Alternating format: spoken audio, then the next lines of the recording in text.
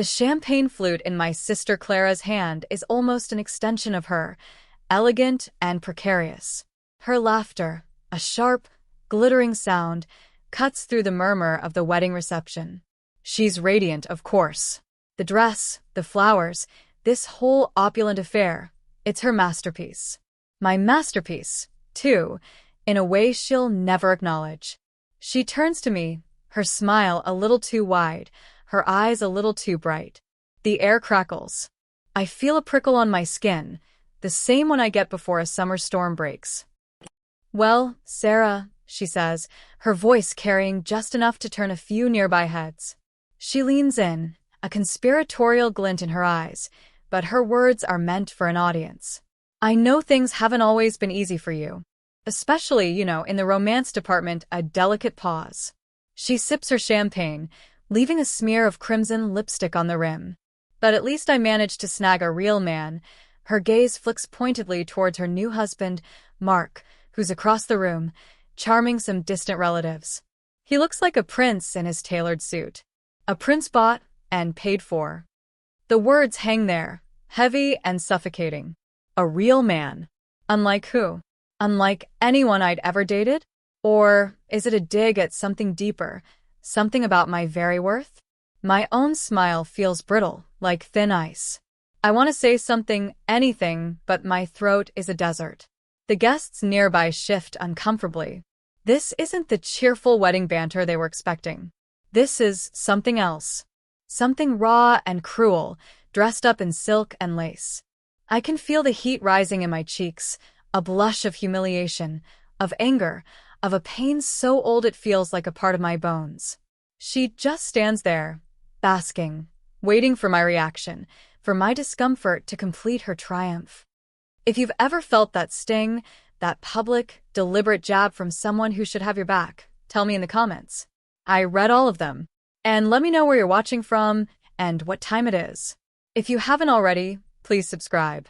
It helps me bring more stories like this to life, more than you know. Before Clara was a bridezilla, before she was even a bride, she was just Clara, my younger sister. 2 years, 3 months, and 5 days younger, to be exact. A gap that felt like a chasm in childhood, bridged by shared secrets whispered in the dark and fierce, tearful arguments over borrowed clothes. Growing up, our house wasn't quiet. It was a place of slammed doors and loud laughter, of my father's booming voice and my mother's gentle humming. We weren't rich, not by a long shot, but we had enough. Enough love, enough food, enough hand-me-down dreams to keep us going. My dream was simple: security. A quiet life, a steady job, a little nest egg. Maybe it was watching my parents struggle, the worry lines etched deeper on their faces with each passing month, that fueled this. I was the responsible one, the planner. While Clara chased butterflies and boys, I was chasing good grades and after-school jobs.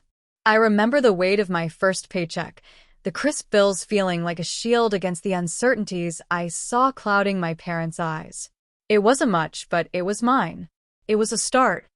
Clara, on the other hand, dreamed in Technicolor. Big, bold, beautiful dreams. She wanted the spotlight, the applause, the fairy tale.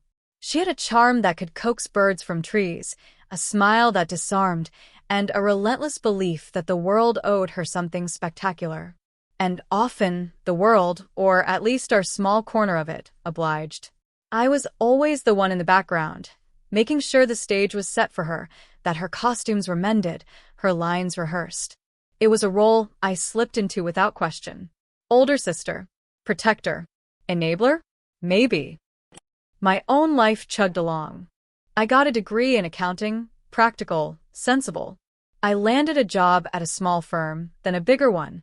The numbers made sense to me. They were predictable, reliable.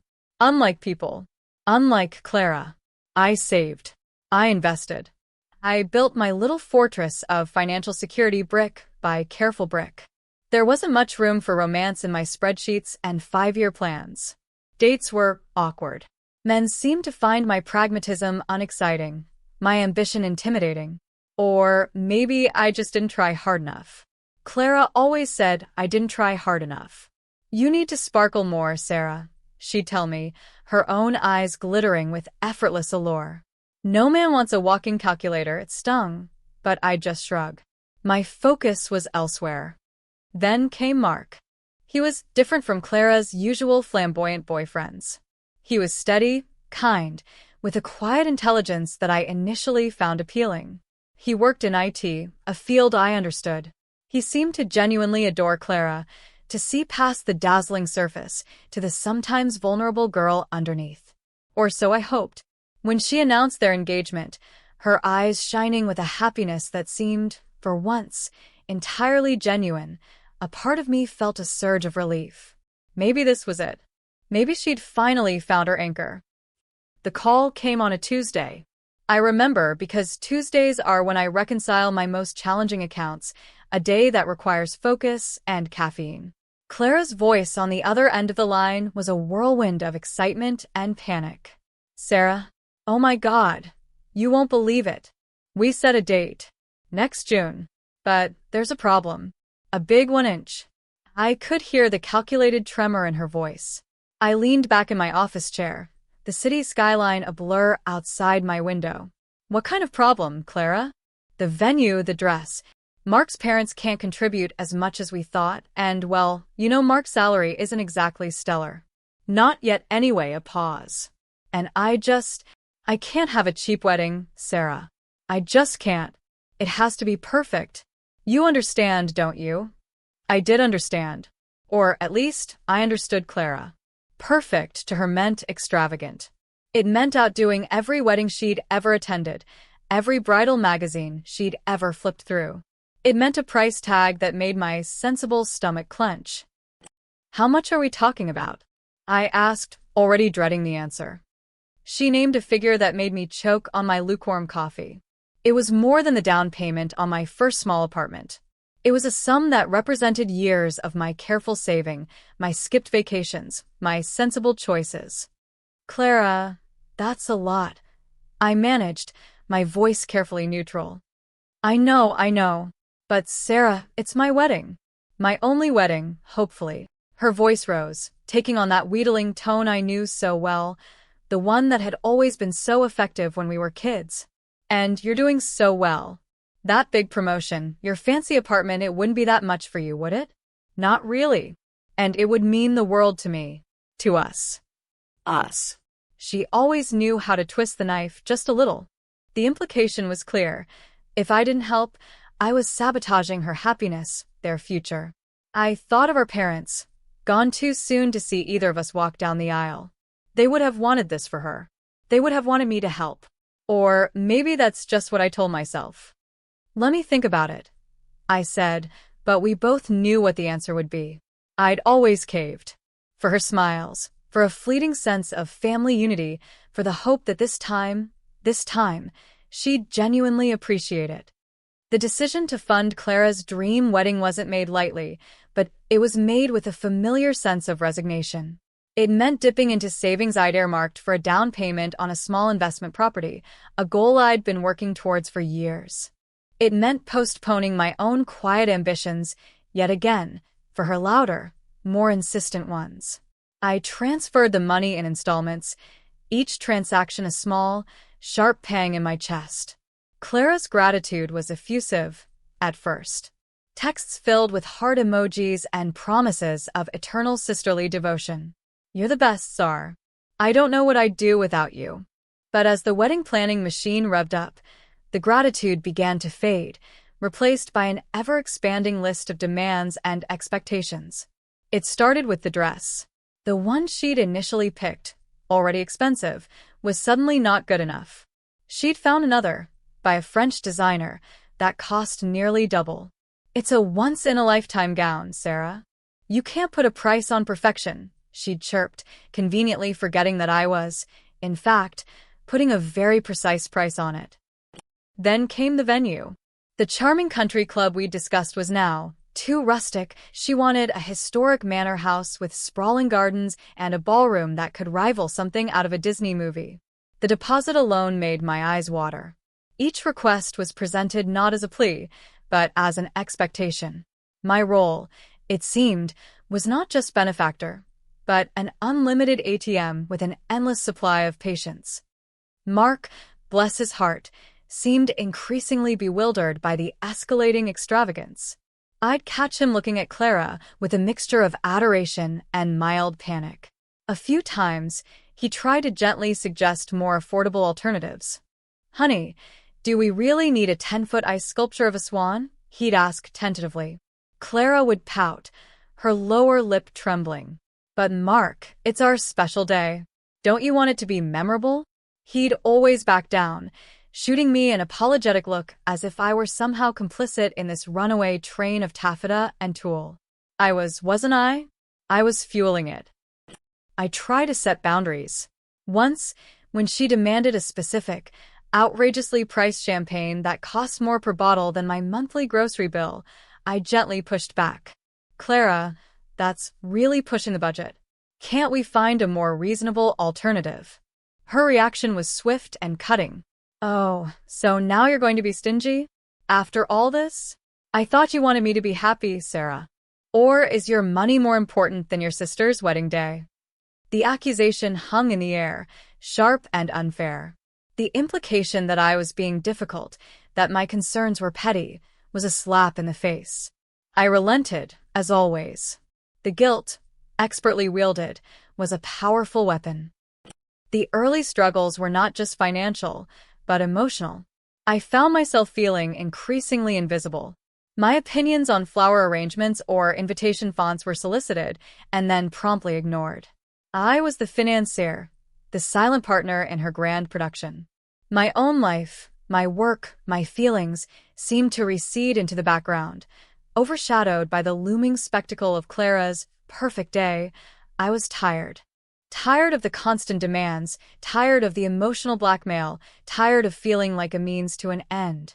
But the checks kept clearing, and the wedding plans barreled forward.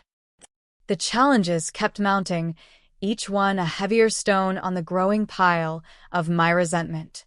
It wasn't just the big things anymore, the venue upgrades or the designer demands. It was the little things, the constant, casual dismissals that chipped away at my resolve. When I offered to help address invitations, a task I genuinely wouldn't have minded, Clara waved a dismissive hand. "Oh no, Sarah. Your handwriting is a bit functional. We're having them professionally calligraphed. It's all about the aesthetic, functional. Like me." Then there was the matter of the bridesmaids' dresses. Clara chose a style that was unflattering on everyone except, perhaps, a runway model, in a shade of puce that made my complexion look like I was recovering from a week-long flu. When I gently suggested a more universally flattering color or cut, she'd sighed dramatically. "Sarah, it's not about you. It's about my vision. Can't you just go along with it for once?" My vision. Her vision. Never our vision. My role was to pay and to fade into the puce background. Mark, caught in the crossfire, tried to mediate sometimes, but he was hopelessly outgunned. He'd occasionally call me, his voice low and apologetic. "Sarah, I'm so sorry." She's just stressed. "She wants everything to be perfect."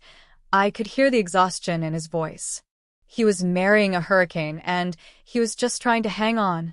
I wondered if he ever questioned where all the money was coming from, or if Clara had spun him some tale of a sudden windfall or savvy investments on her part. He never asked directly, and I never offered the information. It felt like Clara's secret to manage, or her lie to maintain. The stress began to affect my work. I was distracted, irritable. Deadlines I usually met with ease felt like mountains to climb. My colleagues noticed. "Everything okay, Sarah?" my usually jovial boss asked one afternoon, his brow furrowed with concern. I mumbled something about family commitments, unwilling to air my sisterly grievances in the workplace. The fortress of my professional competence felt like it was starting to crumble. One Saturday, Clara called, frantic. The artisanal, hand-painted wedding cake she'd ordered from a boutique bakery, a cake that cost more than my first car, wasn't going to be ready. The baker had a family emergency. Clara was hysterical. "It's ruined. Everything is ruined. This is a disaster." I spent hours on the phone, calling every high-end bakery in a 50-mile radius, finally finding one willing to take on a rush order for a similar, eye-wateringly expensive creation. When I told Clara, her relief was palpable, but there was no real thank you. Just well, it better be as good as the original. I won't accept anything less. The expectation was that I would simply fix it, wave my magic financial wand, and make the problem disappear. The effort, the stress, the cost, these were irrelevant details in the grand opera of her wedding. I was beginning to feel less like a sister and more like a harried, underappreciated event planner with a very deep pocket. The joy I'd initially hoped to feel for her was curdling into a bitter, weary resignation. The midpoint shift, the moment the ground truly tilted beneath my feet, wasn't a single dramatic explosion. It was a slow burn, a dawning realization that coalesced during a disastrous bridal shower. Clara had insisted on hosting it at the most expensive tea room in the city. I'd footed the bill, naturally. The theme was Parisian chic, which apparently meant tiny, unsatisfying cucumber sandwiches and an endless stream of saccharine anecdotes about Clara's supposedly fairy tale romance. I was seated at a table with some of Clara's newer friends, women I barely knew. They were all impeccably dressed, their laughter a little too loud, their compliments to Clara a little too lavish. I felt like an outsider, a dowdy accountant amidst a flock of brightly plumed birds.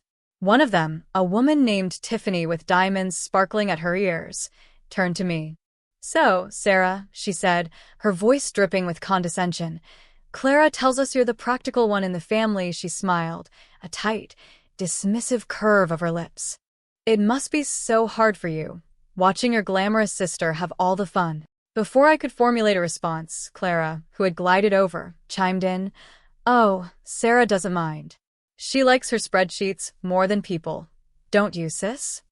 She patted my shoulder, a gesture that felt more like a pat on the head for a slightly slow child. The table tittered. My face burned. It was one thing for Clara to say these things in private, in the twisted intimacy of our sisterly dynamic. It was another to be publicly belittled, to have my life reduced to a caricature for the amusement of her superficial friends. I looked at Clara, really looked at her. Her eyes, usually so expressive, were strangely blank, reflecting only her own self-satisfaction. There was no flicker of apology, no hint of remorse. Just a cool, appraising look. And in that moment, something inside me fractured.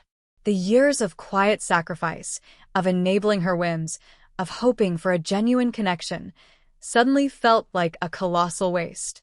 She didn't see me as a sister, not really. She saw me as a resource. A reliable, uncomplaining, financially solvent resource. Later, as I was helping clear away the debris of expensive pastries and discarded gift wrap, I overheard Clara talking to Mark in the hallway. Her voice was sharp, impatient. "Honestly, Mark, did you see Sarah's face? She's so sensitive. You'd think she'd be happy for me, but she always has to make everything so heavy." Mark murmured something I couldn't hear, something that sounded conciliatory. But Clara's words echoed in my mind. "She always has to make everything so heavy," as if my feelings, my sacrifices, were an inconvenient burden on her relentless pursuit of happiness. I drove home that evening in a daze. The city lights blurred through my unshed tears. The realization was cold and stark. I wasn't just funding a wedding, I was funding a fantasy built on my own diminishing self-respect. The love I felt for my sister was still there, a stubborn, aching thing, but it was now tangled with a profound sense of betrayal. Not a dramatic, overt betrayal, but the slow, insidious kind that comes from years of being taken for granted, of being subtly undermined and devalued. The wedding was no longer a symbol of her happiness, it was a monument to her selfishness, and my complicity in it. The shift was profound. My desire to please her, to gain her approval, withered. In its place, a cold, quiet anger began to take root. I would see this through. But something had changed. I was no longer playing her game by her rules.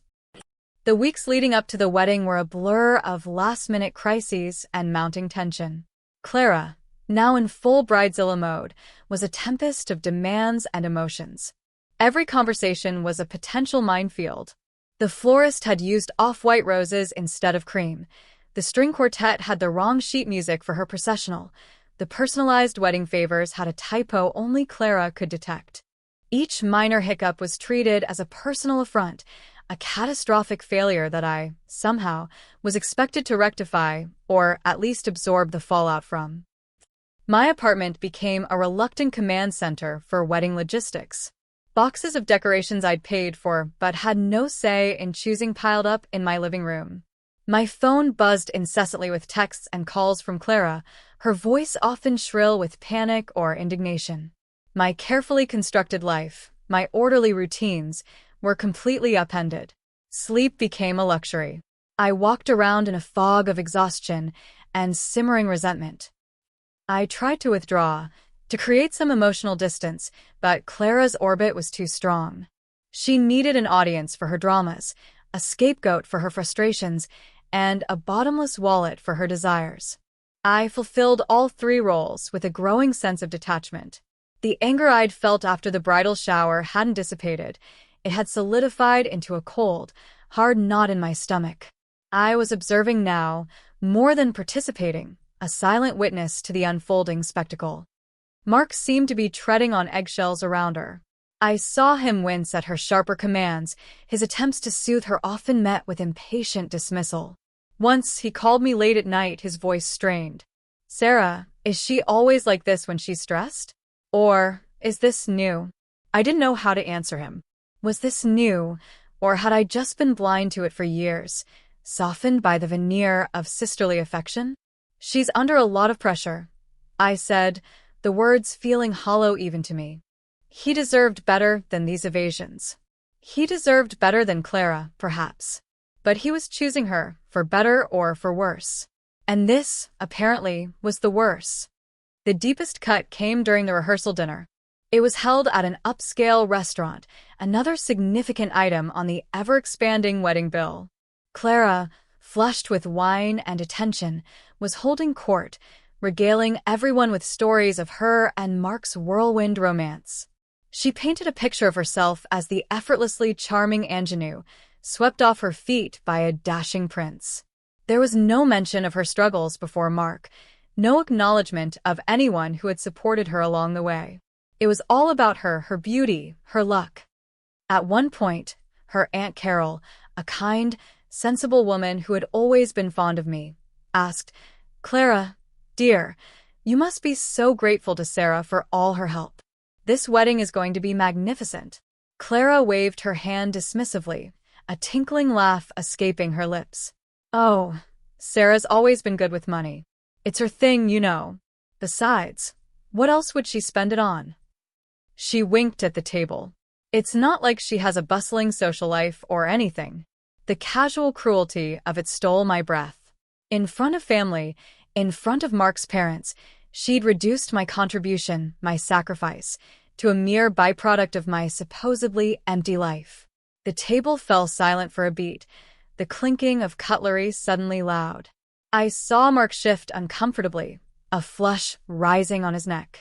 He opened his mouth as if to say something, then closed it again, looking at Clara with an expression I couldn't quite decipher. Was it disapproval?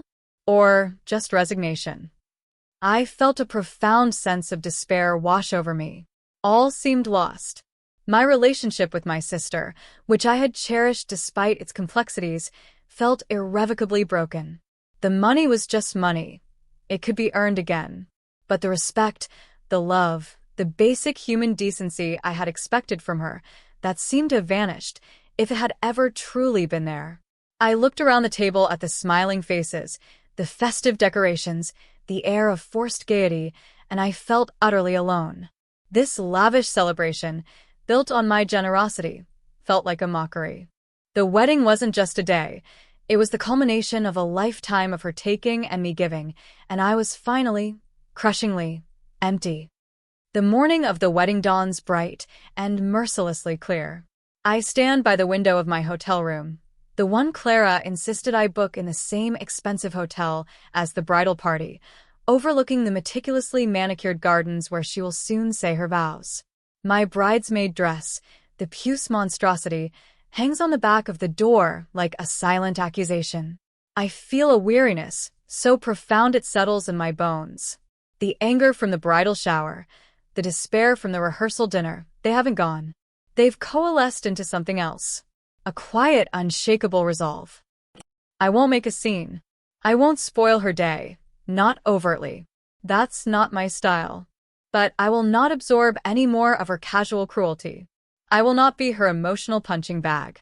The thought of the massive sum I've poured into this event, a sum that represents so much of my hard work and deferred dreams, no longer fills me with regret. It fills me with a strange sense of leverage. She thinks she has all the power, that she can diminish me with a word, a look. She's wrong. There's a knock on the door.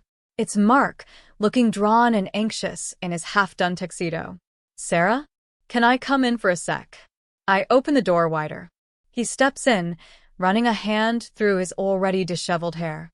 Look, Sarah, he begins, his voice low. About last night, and, well, about a lot of things. I just wanted to say, I know Clara can beat a lot. And I know she hasn't always been fair to you. I just look at him, waiting. This isn't the time for his apologies on her behalf. He takes a deep breath. The thing is, Sarah, Clara told me a while back that you were helping out a little with some of the wedding expenses. She said you'd had a good year at work and wanted to contribute a small gift. He pauses, and a look of dawning comprehension, mixed with something like horror, crosses his face. But the scale of this... Sarah, I've been adding things up in my head. The venue, the caterers, that insane dress. It's astronomical. Her small gift story doesn't even begin to cover it, does it? I meet his gaze, my own steady. No, Mark. It doesn't. He sinks onto the edge of the unmade bed, his shoulders slumping. She lied to me. All this time. She let me believe. And she let you. God, Sarah, how much? I tell him. Not the exact figure down to the penny, but a ballpark that makes him visibly pale. The entire thing, Mark. Every flower, every flute of champagne, every stitch in her designer gown. It's all from me. He stares at me, speechless, for a long moment. Then he buries his face in his hands. I had no idea. I feel like such a fool. And she's been treating you awfully. He looks up, his eyes filled with a mixture of shame and a new, steely determination I haven't seen in him before. This isn't right, Sarah. This isn't right at all. I don't offer comfort. I don't offer absolution. I just nod. No, Mark. It isn't. He stands up, straighter now. Thank you for telling me. I need to think. But Sarah, whatever happens today, whatever is said, just know that I see it. I see you. He gives me a look that's surprisingly direct, surprisingly strong. Then he's gone, leaving me alone with my thoughts and the puce stress. A strange calm settles over me. The decision is no longer mine to force. The truth is out, at least to him. What he does with it is his choice. My part is to simply endure, to observe, and to hold my head high. I get dressed. Idome makeup. I put on the damn dress. When I look in the mirror, I don't see the functional, heavy woman Clara paints me as. I see someone who has been tested, someone who is bent but not broken, and someone who is finally done. The ceremony is beautiful, of course. Clara is breathtaking. Mark looks handsome if a little strained around the eyes. They say their vows, exchange their rings. The guests dab their eyes. I watch it all with a detached sort of clarity. This is a performance, an expensive, elaborate performance. And I am one of the key, uncredited producers. Then comes the reception. The champagne flows. The music plays. The air is thick with forced merriment and the scent of expensive flowers. And then it happens. Clara, champagne flute in hand, radiant and cruel, delivers her line. Well, Sarah, I know things haven't always been easy for you, but at least I managed to snag a real man. The words, a direct hit. The nearby conversations falter. Heads turn. I feel the familiar heat rise in my cheeks. but this time, it's different. It's not just humiliation. It's the last straw. The very, very last straw. I see Mark across the room, his head snapping up. His eyes meet mine, and in them, I see not just shock, but a flash of cold fury. He starts moving towards us, a path clearing before him as if by magic. Clara, oblivious, is still smiling, basking in her perceived victory, waiting for me to crumble. The room is hushed now. The music seems to have faded. Clara, finally sensing the shift in atmosphere, the eyes on her that are no longer admiring but curious, questioning, turns slightly. She sees Mark approaching, his face a mask of controlled anger, and her triumphant smile flickers. Just for a second. He reaches her side, takes the microphone from the startled band leader. The sudden silence in the grand ballroom is absolute. You could hear a pin drop, or perhaps a heartbreak. "Excuse me, everyone." Mark's voice rings out, clear and steady, amplified by the sound system. It's not the jovial, slightly nervous Groom's speech everyone is expecting. There's an edge to it, a seriousness that commands attention. Clara looks up at him, a flicker of confusion, then annoyance, in her eyes. She probably thinks he's about to launch into a gushing tribute to her. He looks around the room, his gaze sweeping over the assembled guests, lingering for a moment on me. My heart is pounding, a wild drum against my ribs. I don't know what he's going to do, what he's going to say. I just stand there, frozen, the echo of Clara's insult still hanging in the air. "Clara, my beautiful bride," he begins, and she preens, her smile returning, though it's a little tighter now. "You are stunning today. And this wedding is everything you ever dreamed of." He pauses, and the silence stretches, taut and electric. "And we have someone very special to thank for that. Someone whose generosity and quiet strength have made this entire day, this entire lavish, perfect dream, a reality." Clara's smile wavers. She looks at him, a question in her eyes. Who is he talking about? Her parents are gone. His parents contributed modestly. She glances quickly at me, a flash of something unreadable, suspicion? Of fear? Then dismisses it. It couldn't be. Mark turns his gaze directly to me. His voice, when he speaks again, is filled with a warmth and sincerity that makes my throat tighten. "Sarah," he says, and every head in the room swivels towards me. "My new sister-in-law. I've recently learned the full extent of your incredible generosity." He takes a deep breath. "Ladies and gentlemen, my wife and I are standing here today, in this breathtaking venue, surrounded by this beauty, because of one person. And that person is Sarah. She funded this entire wedding. Every last penny." A collective gasp ripples through the room. It's not a polite murmur, it's a genuine shockwave. I can see faces turning, whispering, staring openly now, not just at me, but at Clara. Clara freezes. Absolutely freezes. The champagne flute trembles in her hand, sloshing liquid onto the pristine white tablecloth. Her face, moments ago flushed with triumph, drains of all color. Her eyes are wide, fixed on Mark, then darting to me, then back to Mark. It's the look of someone who has just walked confidently off a cliff, expecting to fly, only to find gravity asserting its brutal, undeniable claim. The smile is gone, replaced by a rictus of disbelief, then dawning horror. "Mark," she whispers, her voice a strained thread, barely audible. "What are you doing?" He doesn't look at her. He's still addressing the room, addressing me. She did this not for thanks, not for glory, but out of love for her sister. A love that, frankly, hasn't always been returned with the kindness it deserves. His eyes flick to Clara then, just for a second, and the condemnation in them is unmistakable. She asked for nothing in return. She endured a great deal to make Clara happy. The air is thick with unspoken accusations, with the weight of Clara's earlier, cruel words. At least I managed to snag a real man. The irony is devastating, palpable. The real man she snagged is now publicly exposing her entitlement, her deceit, and by implication, her cruelty. while simultaneously elevating the very person she tried to humiliate. He raises his glass. So, I ask all of you to join me in a toast. Not just to me and Clara, but to Sarah, the true benefactor of this day.